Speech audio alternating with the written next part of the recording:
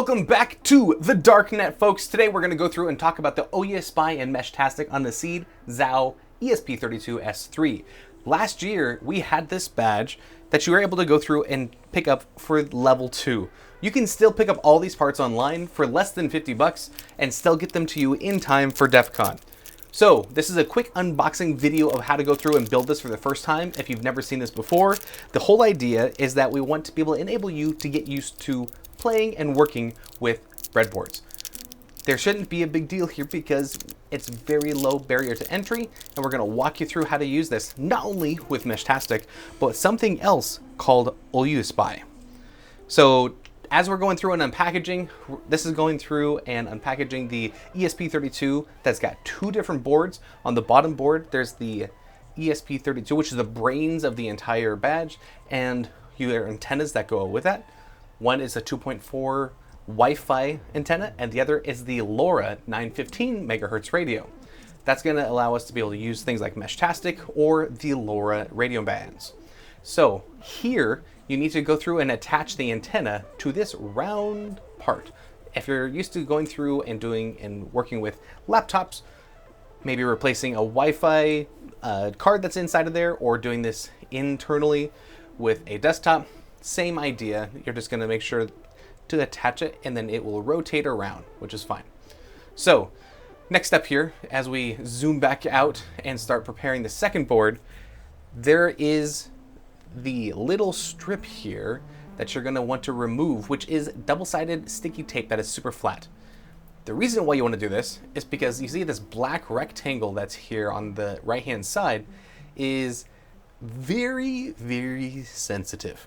If you don't perfectly put this on here and snap it in place like you can see here, the double-sided sticky tape is to be able to hold the thing together, because over the hundreds of these that I've built, I've sheared off 2 or 3. So don't twist it, go straight down, and that double-sided sticky tape will help.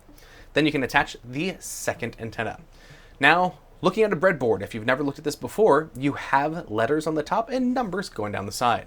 We're going to go through and line this up, so as we're going through and plugging this in, it's not perfectly square, so we're going to have 3 holes on the top side between A, B, C. We're putting the first pin in the D hole, and then on the bottom side of the board, we're going to have a couple open for us. If you have all these jumper cables or something close to it, you don't have to use a specific color. You can use different colors here. You're basically just making sure to power this thing correctly.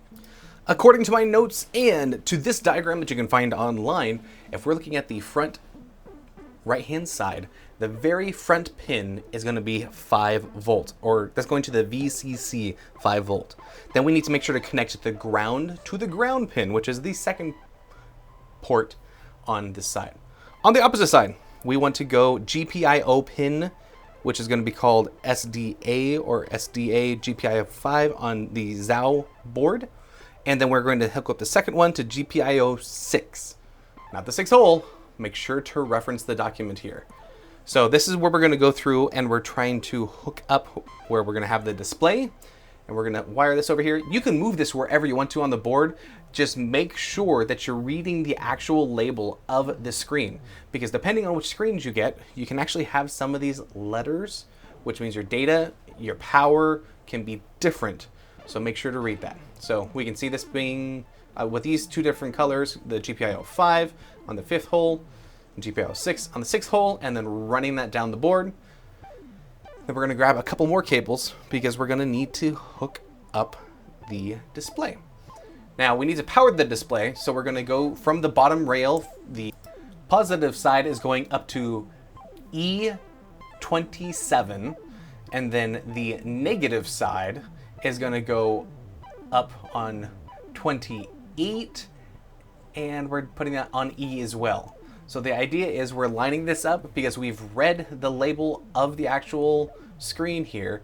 We have 2 data lines, and then we have 2 power lines. And we can read that on the screen. Now, if your screen reads differently, you may need to move these cables.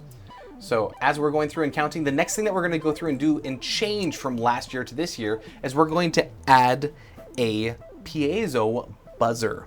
This gives you an audio feedback So whether you're in Meshtastic firmware, it'll do a beep when you get a message or when there's a message incoming, or when we're doing the OES by firmware, it'll actually beep at us to let us know that we're near something that we're looking for, whether it's the fox hunt or if you're near flock cameras.